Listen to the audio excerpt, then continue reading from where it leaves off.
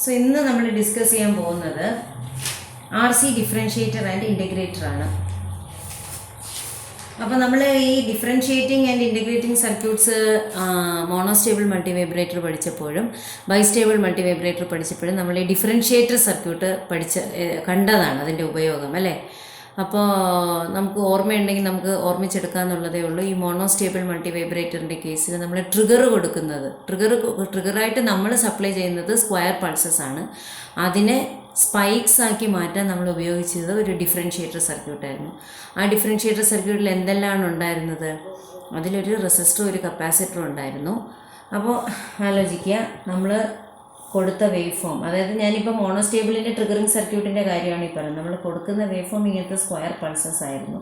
അപ്പോൾ ഇങ്ങനെ square pulses കൊടുത്തപ്പോൾ ഡിഫറൻഷ്യേറ്റർ സർക്യൂട്ട് എന്തുണ്ടാക്കി? ഇങ്ങനെയുള്ള ട്രിഗർ പൾസസ് ഉണ്ടാക്കി ആണല്ലോ. ഇങ്ങനെയുള്ള സ്പൈക്സ് ഉണ്ടാക്കി, ഇങ്ങനെയുള്ള സ്പൈക്സ് ഉണ്ടാക്കി. എന്നിട്ട് നമ്മളതൊരു ഡയോഡിൽ കൂടെ പാസ് ചെയ്തപ്പോൾ, ഡയോഡിൻ്റെ പ്ലേസ്മെൻറ്റ് ഇങ്ങനെയായിരുന്നു, പാസ് ചെയ്തപ്പോൾ നമുക്ക് കിട്ടിയത് ഈ പോസിറ്റീവ് സ്പൈക്സ് എല്ലാം കട്ട് ചെയ്തിട്ട് ഇടയ്ക്കിടയ്ക്ക് ഇങ്ങനൊരു നെഗറ്റീവ് സ്പൈക്സാണ് നമുക്ക് കിട്ടിയത്. അപ്പോൾ ഈ ഒരു പർട്ടിക്കുലർ യൂസിന് നമ്മൾ ഡിഫറൻഷ്യേറ്ററാണ് യൂസ് ചെയ്തത്. ആ സർക്യൂട്ടിൻ്റെ പേരായിരുന്നു ഡിഫറൻഷ്യേറ്റർ എന്ന് പറഞ്ഞ സർക്യൂട്ട്. അപ്പോൾ നമ്മൾ ഇനി പഠിക്കാൻ പോകുന്നത് ഇതേ കാറ്റഗറിയിലുള്ള രണ്ട് സർക്യൂട്ട്സാണ്, ഡിഫറൻഷ്യേറ്റർ സർക്യൂട്ട്സും ഇൻ്റഗ്രേറ്റിംഗ് സർക്യൂട്ട്സും. അത് നമ്മൾ RC ഡിഫറൻഷ്യേറ്റർ ആൻഡ് ഇൻ്റഗ്രേറ്ററാണ് നമ്മൾ പഠിക്കാൻ പോകുന്നത്. അത് എന്ത് യൂസ് ചെയ്തിട്ടുള്ള ഇൻ്റഗ്രേറ്ററും ഡിഫറൻഷ്യേറ്ററുമാണ്?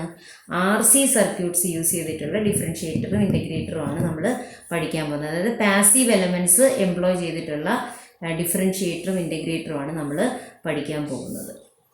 അപ്പോൾ ആദ്യമേ തന്നെ ഡിഫറൻഷ്യേറ്ററും ഇൻ്റഗ്രേറ്ററും പഠിക്കുന്നതിന് മുമ്പ്, നമ്മൾ നേരെ എടുത്തു ചാടി ഡിഫറൻഷ്യേറ്ററും ഇൻ്റഗ്രേറ്ററിലോട്ടും പോകുന്നതിന് മുമ്പ് നമുക്ക് ഹൈ പാസ് സർക്യൂട്ട് എന്തെന്നും ലോ പാസ് സർക്യൂട്ട് എന്താണെന്നും പഠിക്കണം. ബിക്കോസ് ഈ ഹൈ പാസ് സർക്യൂട്ടിൻ്റെ ഒരു സ്പെഷ്യലൈസ്ഡ് കാറ്റഗറിയാണ് നമ്മുടെ ഡിഫറൻഷ്യേറ്റർ. അതുപോലെ തന്നെ ലോ പാസ് സർക്യൂട്ടിൻ്റെ ഒരു സ്പെഷ്യലൈസ്ഡ് കാറ്റഗറിയാണ് ഇൻ്റഗ്രേറ്റർ. ഹൈ പാസ് സർക്യൂട്ടിൻ്റെ ഒരു സ്പെഷ്യലൈസ്ഡ് കാറ്റഗറിയാണ് ഡിഫറൻഷ്യേറ്റർ. ലോ പാസ് സർക്യൂട്ടിൻ്റെ ഒരു സ്പെഷ്യലൈസ്ഡ് കേസാണ് ഇൻ്റഗ്രേറ്റർ. അപ്പോൾ നമ്മൾ ആദ്യം പഠിക്കേണ്ടത് എന്താണ്? അതിൻ്റെ super set high pass RC circuits ആണ് ആദ്യം നമ്മൾ പഠിക്കാൻ പോകുന്നത്. High pass RC circuits. അപ്പോൾ ആ ഒരു വേർഡിൽ തന്നെ അതെന്താണ് ചെയ്യുന്നത് എന്നുള്ള ഒരു വിവരം നമുക്ക് കിട്ടുന്നുണ്ട്. അതായത് നമ്മൾ കൊടുക്കുന്ന ഇൻപുട്ട് വേവ് ഫോമിൽ അടങ്ങിയിരിക്കുന്ന ഹൈ ഫ്രീക്വൻസി കമ്പോണൻസിനെ എളുപ്പത്തിൽ പാസ് ചെയ്യുന്ന ഒരു സർക്യൂട്ടാണ് high pass circuit. High pass circuit means it can pass high frequencies very easily. അപ്പോൾ അതിൻ്റെ കൂടെ മറ്റൊരു കാര്യം അതിലടങ്ങിയിട്ടുണ്ടല്ലോ, എന്താണ്? ഈ ടൈപ്പ് സർക്യൂട്ട്സിന്, അതായത് ഹൈ പാസ് RC സർക്യൂട്ട്സിന് ലോ ഫ്രീക്വൻസി സിഗ്നൽസിനെ ഒരിക്കലും പാസ് ചെയ്യാൻ പറ്റില്ല. അല്ലെങ്കിൽ അത് ലോ ഫ്രീക്വൻസി സിഗ്നൽസിനെ അത്ര നന്നായിട്ടല്ല പാസ് ചെയ്യുന്നത്, കുറച്ച് ബ്ലോക്കിംഗ് കൊടുക്കും low frequency signal. So circuits which can pass the high frequency components are known as high pass filter. അപ്പോൾ അതിൻ്റെ ഒരു RC സർക്യൂട്ട് പരിശോധിക്കുകയാണെങ്കിൽ വളരെ സിമ്പിളായിട്ടുള്ളൊരു സർക്യൂട്ട്. നമുക്കൊരു കപ്പാസിറ്റർ ഉണ്ടാവും, ഒരു റെസിസ്റ്റർ ഉണ്ടാവും.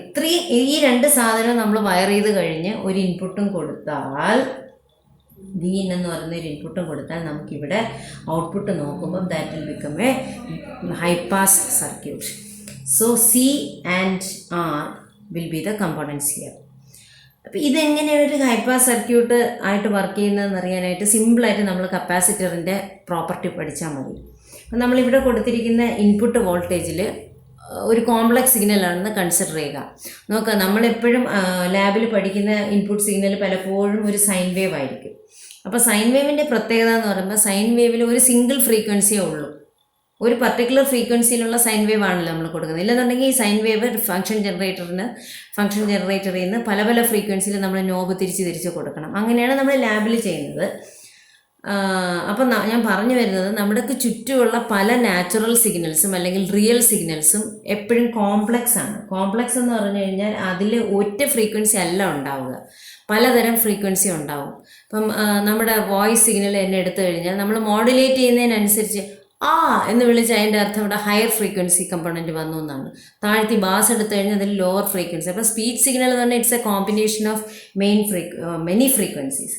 അപ്പം അങ്ങനെയുള്ള ഒരു കോംപ്ലക്സ് വേവ് ഫോം നമ്മൾ ഇൻപുട്ടിൽ കൊടുത്തു കഴിഞ്ഞാൽ ഹൈ പാസ് സർക്യൂട്ട് എന്ത് ചെയ്യും, അതിലുള്ള ഹൈ ഫ്രീക്വൻസി കമ്പോണൻസിനെ മാത്രമായിരിക്കും ഈ ഔട്ട്പുട്ടിലേക്ക് വിടുക. അപ്പം നമ്മൾ സപ്പോസ് ഒരു കോംപ്ലക്സ് സിഗ്നൽ ഇവിടെ കൊടുത്തു. അപ്പോൾ ഈ കപ്പാസിറ്റർ എന്താ ചെയ്യുന്നത്, കപ്പാസിറ്ററിൻ്റെ പ്രോപ്പർട്ടി എന്താ, what is A property of A capacitor? Capacitor blocks D C നമ്മൾ പഠിച്ചിട്ടുണ്ട്, ബ്ലോക്സ് ഡി സി നമ്മൾ പഠിച്ചിട്ടുണ്ട്, പാസസ് എ സി എന്നും പഠിച്ചിട്ടുണ്ട്. അത് അങ്ങനെ വേണമെങ്കിൽ ആലോചിക്കാം. അല്ലെങ്കിൽ കുറച്ചുകൂടെ മാത്തമാറ്റിക്കലായിട്ട് പറഞ്ഞാൽ capacitor has a high reactance. Capacitor shows നമ്മുടെ ട്രാൻസിസ്റ്ററിൻ്റെയൊക്കെ അല്ലെങ്കിൽ ആംപ്ലിഫയറിൻ്റെ കപ്ലിംഗ് കപ്പാസിറ്ററിൻ്റെയൊക്കെ ഫങ്ഷൻ പഠിച്ചപ്പോൾ സാറ് പറഞ്ഞിട്ടുണ്ടല്ലോ, capacitor shows high reactance. High reactance എന്ന് പറഞ്ഞാൽ എന്താണ്, റെസിസ്റ്റൻസിൻ്റെ മറ്റൊരു ടേം തന്നെയാണ് reactance. Capacitor shows high reactance for എങ്ങനത്തെ ഫ്രീക്വൻസിക്ക്, ഫോർ ഹൈ ഫ്രീക്വൻസി അല്ലേ.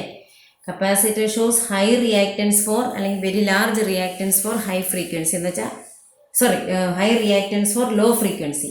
ഹൈ ഫ്രീക്വൻസി അല്ല, ലോ ഫ്രീക്വൻസി എന്ന് പറഞ്ഞു കഴിഞ്ഞാൽ ലോ ഫ്രീക്വൻസിയെ കടത്തിവിടാൻ അതിന് വലിയ വിഷമമാണുള്ളത്, റിയാക്റ്റൻസ് കൂടുതലാണ്. ബിക്കോസ് എക്സ് സി എന്ന് പറയുന്ന റിയാക്റ്റൻസ് എന്ന് പറഞ്ഞാൽ 1/2πfc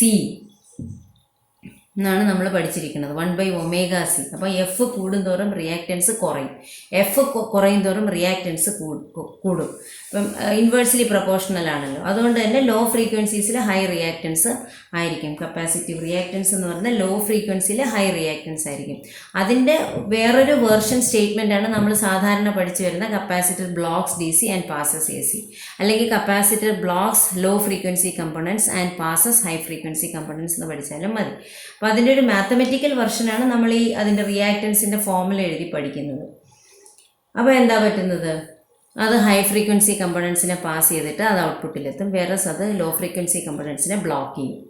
അപ്പോൾ അതാണ് ഇതിൻ്റെ വർക്കിംഗ് എന്ന് പറയുന്നത്. വളരെ ഈസി ആയിട്ടുള്ള വർക്കിംഗ് ആണ്. അപ്പോൾ ഇതിൽ പ്രധാനമായിട്ടും നമ്മൾ പറയേണ്ടത് കപ്പാസിറ്ററിൻ്റെ പ്രോപ്പർട്ടിയാണ്. Capacitor is the reactance of A capacitor is high at low frequencies. The reactance of a capacitor is high at low frequencies and the reactance of a capacitor is low at high frequencies, because it is given by the formula Xc is equal to 1/2fc. നിങ്ങൾ electrical ടെക്നോളജിയിലും എല്ലായിടത്തും പഠിക്കുന്ന ഒരു ഫോർമുലയാണിത്. അതായത് F കൂടുന്തോറും capacitive reactance കുറയുന്നു എന്നുള്ളതാണ്, ഒരു inverse relation ഉള്ളതുകൊണ്ട്. ഇതാണ് നമ്മൾ മനസ്സിലാക്കേണ്ടത്. അപ്പോൾ അതായി. ഇനി so this is also called high pass filter. ഇനി നമ്മൾ അതിൻ്റെ നോക്കാനുള്ളത് ഇതിൻ്റെ റെസ്പോൺസ് എങ്ങനെയാണെന്നാണ്, ഫ്രീക്വൻസി റെസ്പോൺസ്. അപ്പോൾ ഫ്രീക്വൻസി റെസ്പോൺസ് നമ്മൾ ഇതിനു മുമ്പേ ആംപ്ലിഫയർ ഒക്കെ പഠിച്ചപ്പോൾ ഫ്രീക്വൻസി റെസ്പോൺസ് വരച്ചിട്ടുണ്ട് അല്ലേ. എങ്ങനെയാണ് ഫ്രീക്വൻസി റെസ്പോൺസ് വരയ്ക്കുക? ഫ്രീക്വൻസി റെസ്പോൺസ് വരയ്ക്കാൻ നമുക്ക് ഫ്രീക്വൻസി എക്സ് ആക്സിസിൽ എടുക്കണം. ഹെഡ്സിലാണ് ഫ്രീക്വൻസിയുടെ യൂണിറ്റ് എന്ന് പറയുന്നത്. ഇവിടെ നമ്മൾ ഫ്രീക്വൻസി റെസ്പോൺസ് വരയ്ക്കാൻ എന്താണ് വൈ ആക്സിസിൽ എടുക്കുക? വൈ ആക്സിസിൽ ഗെയിൻ ആണ് നമ്മൾ പ്ലോട്ട് ചെയ്യുന്നത് അല്ലേ. ഫ്രീക്വൻസി റെസ്പോൺസ് എന്ന് പറഞ്ഞാൽ VO/Vin, അതാണ് ഗെയിൻ അല്ലേ. അതിൻ്റെ മോഡുലസ്, ഇതിൻ്റെ മാഗ്നിറ്റ്യൂഡാണ് എടുക്കുക. അപ്പം പരമാവധി എത്ര വരെ വരാം? This is A passive circuit. RC circuit means this is A passive circuit. ആലോചിക്കുക, ഈ ഹൈ പാസ് ഫിൽറ്ററും ലോ പാസ് ഫിൽറ്ററും ഒക്കെ നമുക്ക് RC അല്ലാതെ ഓപ്പാമ്പ് എന്ന് പറയുന്ന ആക്റ്റീവ് കമ്പോണൻസ് ആണ്. നിങ്ങൾ ഇനിയിപ്പം വരും സെമസ്റ്റേഴ്സിൽ പഠിക്കും, അതൊക്കെ വെച്ച് വയർ ചെയ്യാം, കുഴപ്പമില്ല. പക്ഷേ ഇതിനെ നമ്മൾ RC എന്ന് എടുത്ത് പറയാൻ കാരണം ഇത് RC കമ്പോണൻറ്റ് വെച്ച് ചെയ്യുന്ന ഹൈ പാസ് ഫിൽറ്റർ, അല്ലെങ്കിൽ ഇതിനെ പാസീവ് ഹൈ പാസ് ഫിൽറ്റർ എന്നോ അല്ലെങ്കിൽ പാസീവ് ലോ പാസ് ഫിൽറ്റർ എന്നൊക്കെയാണ് പറയുന്നത്. അപ്പോൾ ഒരു പാസീവ് സർക്യൂട്ടിൻ്റെ ഗെയിൻ പരമാവധി എത്ര വരെ വരും? 1 വരെ വരാൻ പറ്റുള്ളൂ അല്ലേ. സോ പരമാവധി ഗെയിൻ ഈസ് 1. അത് നമ്മൾ മനസ്സിൽ വെച്ചേക്കാം. ഇനിയിപ്പോൾ എന്ത് ചെയ്യും? ഫ്രീക്വൻസി നമ്മൾ 0 മുതൽ ഹൈയിലേക്ക് കൂട്ടിക്കൊണ്ട് വരികയാണ്. അങ്ങനെയാണ് ഫ്രീക്വൻസി റെസ്പോൺസ് പ്ലോട്ട് ചെയ്യുന്നത്. അപ്പോൾ എന്താ പറ്റി? ലോ ഫ്രീക്വൻസീസിൽ നമ്മൾ എന്ത് പഠിച്ചു? ഔട്ട്പുട്ടൊന്നും ഇല്ല, ഔട്ട്പുട്ട് വളരെ കുറവാണ്. So for frequency as low as 0 hertz the output is actually 0 തന്നെ ആയിരിക്കും ഔട്ട്പുട്ട്. ഇൻപുട്ട് കൂടി വരുന്നത് ഇൻപുട്ട് ഫ്രീക്വൻസിയാണ്. ഇൻപുട്ട് ഫ്രീക്വൻസി കൂട്ടി വരുമ്പോൾ എന്ത് പറ്റും? ഈ ഗെയിനും പതുക്കെ കൂടി ഇങ്ങനെ പോകും. പക്ഷെ ഒരിക്കലും എത്ര തന്നെ ഫ്രീക്വൻസി ഹൈ ആയാലും ഒരിക്കലും 1 അറ്റൈൻ ചെയ്യത്തില്ല. That is only a theoretical value. Theoretical അല്ലെങ്കിൽ ഐഡിയൽ വാല്യൂ മാത്രമാണ് ഗെയിൻ 1 എന്നത്. 1ലേക്ക് എത്താൻ അത് പരമാവധി ശ്രമിക്കും. എന്നിട്ട് high frequency it will be very close to 1, extremely high frequencies. So ഇതാണ് ഇതിൻ്റെ ഫ്രീക്വൻസി റെസ്പോൺസ് എന്ന് പറയുന്നത്. അപ്പോൾ ഈ ഫ്രീക്വൻസി റെസ്പോൺസിൽ നമ്മളൊരു കാര്യം മാർക്ക് ചെയ്യേണ്ടതായിട്ടുണ്ട്, that is the lower cut off frequency. Lower cut off frequency FL എന്ന് പറയുന്ന ഒരു ലോവർ കട്ട് ഓഫ് ഫ്രീക്വൻസി നമുക്കിതിൽ മാർക്ക് ചെയ്യേണ്ടതായിട്ടുണ്ട്. അപ്പം ആംപ്ലിഫയറിൻ്റെ കേസിൽ എങ്ങനെയാണ് നിങ്ങൾ കട്ട് ഓഫ് ഫ്രീക്വൻസി മാർക്ക് ചെയ്തത്? അവിടെ ഒരു പർട്ടിക്കുലർ വാല്യൂ ഉണ്ട്, അല്ലെങ്കിൽ എന്താണ് ആ വാല്യൂ? 1/√2 എന്ന് പറയും, അല്ലെങ്കിൽ 0.707 എന്നൊക്കെ നമ്മൾ പറയുന്ന വാല്യൂ, അല്ലെങ്കിൽ ഹാഫ് പവർ പോയിന്റ് എന്ന് പറയും. ഇതെല്ലാം ഒരേ സാധനമാണ്, ഹാഫ് പവർ പോയിന്റ്. അപ്പം നമ്മൾ ഹാഫ് പവർ പോയിന്റ്, അതായത് ഗെയിൻ 1/√2 ആവുന്ന പർട്ടിക്കുലർ, ഇത് 1/√2 ഗെയിൻ ഇവിടെ എവിടെയെങ്കിലും ആണെന്ന് കരുതിക്കോളൂ. അങ്ങനെയാണെങ്കിൽ അത്രയും ഗെയിൻ ആവുന്ന ആ പർട്ടിക്കുലർ ഫ്രീക്വൻസി നമ്മൾ വിളിക്കുന്ന പേരാണ് ലോവർ കട്ട് ഓഫ് ഫ്രീക്വൻസി. അപ്പോൾ നമ്മൾ ലോവർ കട്ട് ഓഫ് ഫ്രീക്വൻസി എന്ന് നമ്മളിതിൽ വരച്ച് കാണിക്കാൻ ശ്രമിക്കുന്ന എന്തിനാണെന്ന് വെച്ചാൽ, പലപ്പോഴും ഒരു ഹൈ പാസ് സർക്യൂട്ട് ഡിസൈൻ ചെയ്യാൻ നമ്മളോട് ചോദിക്കുമ്പോൾ നമുക്ക് തന്നിരിക്കുന്ന സ്പെസിഫിക്കേഷൻ എന്ന് പറഞ്ഞാൽ അതിൻ്റെ ലോവർ കട്ട് ഓഫ് ഫ്രീക്വൻസി ആയിരിക്കും, അല്ലെങ്കിൽ സിംപ്ലി കട്ട് ഓഫ് ഫ്രീക്വൻസി ആയിരിക്കും. ഹൈ പാസ് ഫിൽട്ടർ ആണെന്നുണ്ടെങ്കിൽ അതിന് ഒരു ലോവർ കട്ട് ഓഫ് ഫ്രീക്വൻസിയും, ലോ പാസ് ഫിൽട്ടർ ആണെന്നുണ്ടെങ്കിൽ അതിനൊരു ഹയർ കട്ട് ഓഫ് ഫ്രീക്വൻസിയുമാണ് ഉണ്ടാവുക. അതങ്ങനെ വരുള്ളൂ. അപ്പോൾ ഈ ലോവർ കട്ട് ഓഫ് ഫ്രീക്വൻസിയുടെ ഫിസിക്കൽ മീനിങ് എന്ന് പറഞ്ഞു കഴിഞ്ഞാൽ, മിനിമം ഈ ഫ്രീക്വൻസിയുടെയെങ്കിലും മേളിലുള്ള സിഗ്നൽസിന് മാത്രമാണ് എന്തെങ്കിലും കൺസിഡറബിൾ ആയിട്ടുള്ള ഔട്ട്പുട്ട് ഉണ്ടാക്കാൻ കഴിയുന്നത്. അല്ലാതെ ആ ഫ്രീക്വൻസിക്ക് താഴെയുള്ള ഇൻപുട്ട് സിഗ്നൽസ് ആണ് നിങ്ങൾ കൊടുക്കുന്നതെന്നുണ്ടെങ്കിൽ ഔട്ട്പുട്ടിൽ സിഗ്നിഫിക്കൻ്റ് ആയിട്ടുള്ള ഒരു ഔട്ട്പുട്ടും നിങ്ങൾക്ക് കിട്ടത്തില്ല എന്നുകൂടിയാണ് അർത്ഥം. അപ്പോൾ ഇതാണ് ഈ ഹൈ പാസ് സർക്യൂട്ടിനെ കുറിച്ച് നിങ്ങൾ അറിഞ്ഞിരിക്കേണ്ട കാര്യം. ഇനി നമ്മൾ അടുത്ത് നോക്കാൻ പോകുന്നത് ഒരു സ്ക്വയർ വേവ് ഫോമിന്, അത് സ്ക്വയർ വേവ് ഫോമിനൊരു ഹൈ പാസ് ഫിൽട്ടർ എങ്ങനെയാണ് അതിൻ്റെ ഔട്ട്പുട്ട് കാണിക്കുന്നത് എന്നുള്ളത്. ഇതിപ്പോൾ നമ്മൾ പഠിച്ചത് ഫ്രീക്വൻസി റെസ്പോൺസ് ആണ്.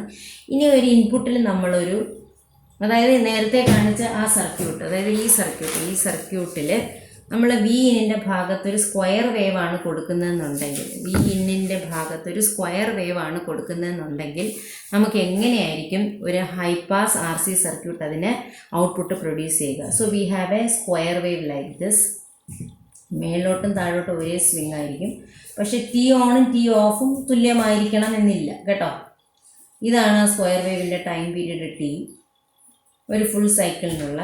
ഇത് Vmax അല്ലെങ്കിൽ Vmax എന്നിരിക്കട്ടെ, ഇത് -Vmax എന്നിരിക്കട്ടെ. സോ ഇങ്ങനെ ഒരു സ്ക്വയർ വേവ് ആണ് നമ്മൾ ഹൈ പാസ് ഫിൽറ്ററിൽ കൊടുത്തതെങ്കിൽ എന്തായിരിക്കും ഇതിൻ്റെ ഔട്ട്പുട്ട് എന്ന് നമ്മൾ മനസ്സിലാക്കിയിരിക്കണം. അപ്പം വളരെ ഇൻട്രസ്റ്റിംഗ് ആയിട്ടുള്ളൊരു ഔട്ട്പുട്ടാണ് കിട്ടാൻ പോകുന്നത്. ഇത് Vmax ആണല്ലോ. നമുക്ക് നോക്കുമ്പോഴത്തേക്കും Vmax നിന്ന് കുറേ ഉയരത്തിലൊരു പോയിന്റ്, ഇത് ഇങ്ങനെ ഒരു കർവ്, ഈ സ്ട്രെയിറ്റ് ലൈൻ എന്ന് പറഞ്ഞാൽ ചരിഞ്ഞൊരു വളവ് വരും. എന്നിട്ട് ഇതിനേക്കാട്ടിലും താഴെ ഒരു പോയിന്റിൽ വന്നത് നിൽക്കും. എന്നിട്ട് ഈ ഒരു ട്രാൻസിഷൻ പോയിന്റ് എന്ത് പറ്റും? ഇതിനേക്കാട്ടിലും താഴെയുള്ളൊരു പോയിന്റിൽ നിന്ന് അത് ഡിസ്ചാർജ് ചെയ്യാൻ തുടങ്ങിയിട്ട് എന്ത് പറ്റും? വേറൊരു പോയിന്റിൽ നിന്ന് നിൽക്കും. എഗെയിൻ വീണ്ടും അടുത്ത ട്രാൻസിഷനിൽ ഇങ്ങനെ വരും.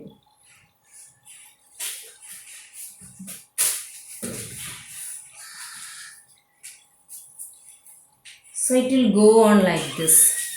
ഇങ്ങനത്തെ വേവ് ഫോമാണ്, അതായത് ഒന്ന് പിടിച്ച് ചരിച്ചൊരു ടിൽറ്റുള്ള വേവ് ഫോമാണ് നമുക്ക് കിട്ടുന്നത്. അപ്പോൾ ഈ ഒരു ഭാഗം ശരിക്കും സ്ട്രെയിറ്റ് ആയിട്ട് നിൽക്കുന്നതിന് പകരം ഒരു വളവ്, ഒരു ചരിവുണ്ട്. ഈ ചരിവ് എങ്ങനെയാണ് വരുന്നതെന്ന് അറിയാമോ? ചിന്തിച്ചു കഴിഞ്ഞാൽ നമുക്ക് മനസ്സിലാവും. അതിൽ നമ്മൾ ഹൈ പാസ് സർക്യൂട്ടിൽ ഉപയോഗിച്ചിരിക്കുന്നത് ഒരു ആറും സിയും ഉള്ള ഒരു നെറ്റ്വർക്കാണ്. So whenever there is a capacitor, the capacitor will try to charge and discharge അല്ലേ. അപ്പോൾ ഇതെല്ലാം കപ്പാസിറ്ററിൻ്റെ ചാർജിങ് ഡിസ്ചാർജിങ് കർവ്സിൻ്റെ പോർഷൻസ് ആണ് ഈ കാണുന്നത്. കപ്പാസിറ്ററിൻ്റെ ചാർജിങ് ഡിസ്ചാർജിങ് കർവ് എങ്ങനെയാണ്? എപ്പോഴും ഒരു എക്സ്പൊണൻഷ്യൽ കർവ് ആയിരിക്കും. ഇങ്ങനെയൊക്കെ ആയിരിക്കും കപ്പാസിറ്ററിൻ്റെ ചാർജിങ് ഡിസ്ചാർജിങ് കർവ്സ് അല്ലേ. അപ്പോൾ ആ കർവിൻ്റെ പോർഷൻസാണ് നമ്മളിവിടെ കാണുന്നത്. മനസ്സിലായി? അപ്പോൾ കപ്പാസിറ്ററിൻ്റെ ചാർജിങ് സ്പീഡിലാണെന്നുണ്ടെങ്കിൽ ഇത് പെട്ടെന്ന് താഴ്ന്നു വരും. കപ്പാസിറ്ററിൻ്റെ സ്ലോ ആണെന്നുണ്ടെങ്കിൽ ഇത്രത്തോളം ചരിയും. ചാർജിങ്ങും ഡിസ്ചാർജിങ്ങും ചാർജിങ്ങും ഡിസ്ചാർജിങ്ങിൻ്റെയും ടൈം ഒരുപാട് സമയം എടുത്തിട്ടാണ് കപ്പാസിറ്റർ ചാർജ് ചെയ്യാനും ഡിസ്ചാർജ് ചെയ്യാനും ശ്രമിക്കുന്നതെന്നുണ്ടെങ്കിൽ എന്ത് ചെയ്യും? ഇത്രയും ടിൽറ്റ് വരത്തില്ല, കുറച്ചുകൂടെ മേളിലേക്ക് വരും. അത് ഓൾമോസ്റ്റ് ഒരു സ്ട്രെയിറ്റ് ലൈനൊക്കെ കിട്ടുമായിരിക്കും.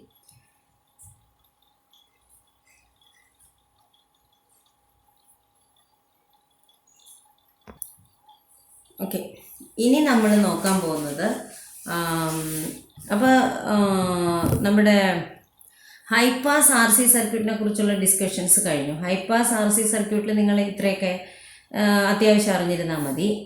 ഇനി നമ്മൾ നോക്കാൻ പോകുന്നത് ഈ ഒരു നമ്മൾ നേരത്തെ പറഞ്ഞു തുടങ്ങിയ ഒരു കാര്യം, നമുക്ക് ആക്ച്വലി പഠിച്ച് വരേണ്ട കാര്യം എന്ന് പറയുന്നത് ഒരു ഡിഫറൻഷിയേറ്റർ ഇൻറ്റഗ്രേറ്റർ ആണ് അല്ലേ, ഡിഫറൻഷിയേറ്റർ ആൻഡ് ഇൻറ്റഗ്രേറ്റർ. അപ്പം ഞാൻ നേരത്തെ പറഞ്ഞു ഒരു high pass R C circuit എന്ന് പറയുന്നതിൻ്റെ സബ്സെറ്റാണ് എന്ത്, ഡിഫറൻഷിയേറ്റർ എന്ന് പറയുന്നത് അല്ലേ. അപ്പോൾ ഈ high pass R C circuit ഒരു പർട്ടിക്കുലർ കണ്ടീഷൻ മീറ്റ് ചെയ്താൽ അത് ഡിഫറൻഷിയേറ്റർ ആവും. ഒന്നുകൂടെ ആലോചിക്കുക, high pass R C circuit ഒരു പർട്ടിക്കുലർ കണ്ടീഷൻ മീറ്റ് ചെയ്താൽ എന്താവും, ഡിഫറൻഷിയേറ്റർ ആവും. അപ്പം നമുക്കത് ഏത് കണ്ടീഷൻ മീറ്റ് ചെയ്യുമ്പോഴാണ് ഒരു high pass R C circuit differentiator ആവുന്നതെന്ന് നമുക്കൊന്ന് പരിശോധിക്കാം. അപ്പം നമ്മൾ വീണ്ടും ആ സർക്യൂട്ട് ഡയഗ്രാം എടുക്കുന്നു. സർക്യൂട്ട് ഡയഗ്രാം എടുത്തിട്ട് നമുക്കിവിടെ ഒരു സിയും ഉണ്ട്, ഒരു ആറും ഉണ്ട്, അത്ര മാത്രമേ ഉള്ളൂ ഈ സർക്യൂട്ടിൽ. അപ്പം വളരെ രസകരമാണ്. R × C ഇതാണ് കണ്ടീഷൻ, ഞാൻ എഴുതാൻ പോകുന്ന കണ്ടീഷനാണ്. That will be less than or equal to 0.0016T. ഈ കണ്ടീഷൻ മീറ്റ് ചെയ്യത്തക്ക രീതിയിൽ നമ്മൾ കമ്പോണൻസ് ഡിസൈൻ ചെയ്താൽ, അപ്പം നമുക്ക് ആലോചിക്കുക സർക്യൂട്ടിൽ എപ്പോഴും നമ്മൾ കമ്പോണൻസ് ഡിസൈൻ ചെയ്യുമ്പോഴാണ് ഒരു സർക്യൂട്ട് വേണ്ട വിധത്തിൽ പ്രവർത്തിക്കുന്നത്. അപ്പം നമുക്കിവിടെ ആറും സിയും കറക്റ്റ് വാല്യൂസിൽ ഡിസൈൻ ചെയ്ത് കഴിഞ്ഞാൽ എന്താവും, for a particular wave form അല്ലെങ്കിൽ for a particular frequency this circuit, നമ്മൾ ഈ വരച്ച high pass R C circuit എന്ന് പറയുന്നത് വിൽ ബിക്കം എ ഡിഫറൻഷിയേറ്റർ. അപ്പോൾ ഡിഫറൻഷിയേറ്ററിനും ഹൈ പാസ് ആർ സി സർക്യൂട്ടിനും സർക്യൂട്ട് ഒന്ന് തന്നെയാണ്. പിന്നെ എന്താ വ്യത്യാസം, നമ്മൾ ഈ സെലക്ട് ചെയ്യുന്ന ആർ സി വാല്യൂവിലാണ് വ്യത്യാസം. ഏതെങ്കിലുമൊക്കെ ആറ് സി ഇട്ട് കൊടുത്താൽ അതൊരു ഹൈ പാസ് സർക്യൂട്ടാവും, അതിന് പ്രശ്നമൊന്നുമില്ല. പക്ഷെ അതൊരു ഡിഫറൻഷിയേറ്റർ ആവണമെന്നുണ്ടെങ്കിൽ ഈ രീതിയിൽ സാറ്റിസ്ഫൈ ചെയ്യുന്ന വാല്യൂ ഓഫ് ആർ ആൻഡ് സിക്ക് മാത്രമേ അതിനൊരു ഡിഫറൻഷിയേറ്ററാക്കി മാറ്റാൻ പറ്റത്തുള്ളൂ. അപ്പോൾ ഈ ഒരു ഇക്വേഷൻ ഒന്നും കൂടെ നമ്മൾ അനലൈസ് ചെയ്ത് നോക്കിക്കഴിഞ്ഞാൽ ആർ സി എന്ന് പറയുന്നത് it's a product of R and C used in the circuit. It is also called R C time constant of the circuit. എന്താണ് ഈ ആർ സി ടൈം കോൺസ്റ്റൻറ്റ് എന്ന് പറഞ്ഞാൽ, ഈ ഒരു കപ്പാസിറ്റർ ചാർജ് ചെയ്യുന്ന സർക്യൂട്ടിൽ, ഏതെങ്കിലും ഒരു സർക്യൂട്ടിൽ കപ്പാസിറ്റർ ചാർജ് ചെയ്യണോ ഡിസ്ചാർജ് ചെയ്യാനോ ചെയ്യുകയാണെങ്കിൽ നമുക്ക് അവിടെ ഒരു ആർ സി ടൈം കോൺസ്റ്റൻറ്റിനെ കുറിച്ച് പറയാം. ഒരു 6 സി ഉള്ള സർക്യൂട്ടിൽ എപ്പോഴും ഒരു ആർ സി ടൈം കോൺസ്റ്റൻറ്റ് ഉണ്ടാവും. ആർ സി ടൈം കോൺസ്റ്റൻറ്റ് എന്ന് പറഞ്ഞാൽ അതിൻ്റെ ഫിസിക്കൽ മീനിങ് എന്ന് പറഞ്ഞാൽ ഒരു കപ്പാസിറ്റർ, നമ്മൾ കപ്പാസിറ്ററിലേക്ക് ഒരു DC സപ്ലൈ കൊടുത്തു കഴിഞ്ഞാൽ എന്തോ പറ്റും, the capacitor will try to charge അല്ലേ. ഈ കൊടുക്കുന്ന വാല്യൂ ഓഫ് സപ്പോസ് V എന്ന് പറയുന്ന വോൾട്ടേജ് ആണ് നമ്മൾ കൊടുക്കുന്നതെന്നുണ്ടെങ്കിൽ ആ വിയിലേക്ക് ഈ കപ്പാസിറ്റർ ചാർജ് ചെയ്യാൻ ശ്രമിക്കും. അതാണ് കപ്പാസിറ്ററിൻ്റെ പ്രോപ്പർട്ടി അല്ലേ. അപ്പോൾ ഇത് എത്ര സമയം കൊണ്ട് ഈ കപ്പാസിറ്റർ വിയിലേക്ക് ചാർജ് ചെയ്യാൻ ശ്രമിക്കും, ഈ 67%, ഈ വിയുടെ 67% ചാർജ് ചെയ്യാൻ. 67 വരുന്നത് ഇച്ചിരി ചെറിയൊരു മാത്തമാറ്റിക്കലാണ്, അത് നമുക്ക് പഠിക്കേണ്ടതില്ല. 67% നമ്മൾ പഠിച്ചാൽ മതി. അപ്പോൾ വിയുടെ 67% ആവാൻ എത്ര സമയം ഈ കപ്പാസിറ്ററിന് ചാർജ് ചെയ്യേണ്ടി വരുന്നു, അതാണ് ശരിക്കും പറഞ്ഞാൽ ഈ ഒരു പർട്ടിക്കുലർ സർക്യൂട്ടിൻ്റെ ആർ സി ടൈം കോൺസ്റ്റൻറ്റ് എന്ന് പറയുന്നത്. R C time constant definition അതാണ് കേട്ടോ. അപ്പോൾ ഈ ആർ സി ടൈം കോൺസ്റ്റൻറ്റ് എന്ന് പറയുന്ന സാധനം ഇവിടെ എന്താ, വളരെ ചെറുതാണ്. ടി എന്ന് പറഞ്ഞാൽ എന്താ, ഈ ടൈം പീരീഡ് നമ്മൾ കൊടുക്കുന്ന ഇൻപുട്ട് വേവ് ഫോമിൻ്റെ ടൈം പീരീഡാണ് ടി എന്ന് പറയുന്നത്. അപ്പോൾ ആ ടൈം പീരീഡ് ടീനെ 0.0016 വെച്ച് മൾട്ടിപ്ലൈ ചെയ്യുമ്പോൾ കിട്ടുന്ന വാല്യൂവിനേക്കാൾ അത് തന്നെ കുറവാണ്. 0.0016 ടി എന്ന് പറയുമ്പോൾ അതൊരു വളരെ സ്മോൾ വാല്യൂ ആയിരിക്കും. അതിനേക്കാൾ കുറവായിരിക്കണം കപ്പാസിറ്ററിൻ്റെ ചാർജിങ് കോൺസ്റ്റൻറ്റ്. മനസ്സിലായോ? അപ്പം വളരെ ചെറിയ ചാർജിങ് കോൺസ്റ്റൻ്റ് ഉള്ള ഒരു ആർ സി സർക്യൂട്ട് ഡിസൈൻ ചെയ്താൽ മാത്രമേ നമുക്കതിനെ ഡിഫറൻഷിയേറ്ററായിട്ട് വർക്ക് ചെയ്യാൻ പറ്റിക്കുകയുള്ളൂ. അപ്പം ആർ സി ടൈം കോൺസ്റ്റൻറ്റ് കുറയുമ്പം ഈ വേവ് ഫോം വെച്ച് കമ്പയർ ചെയ്യുമ്പോൾ നമുക്ക് എന്ത് വ്യത്യാസമാണ് വരുന്നത്? ആർ സി ടൈം കോൺസ്റ്റൻറ്റ് കുറയുമ്പോൾ നോക്കാം, നമുക്കിതാണ് നമ്മുടെ വേവ് ഫോം. നമ്മുടെ സാധാരണ ഒരു ഹൈ പാസ് ഫിൽറ്ററിൻ്റെ വേവ് ഫോം എന്ന് പറയുന്നത് ഇതാണ്. ഒരു സ്ക്വയർ വേവ് ഫോം കൊടുക്കുമ്പോൾ ഇങ്ങനെ കിട്ടുമെന്ന് പറഞ്ഞു. ഇനിയിപ്പോൾ നമ്മൾ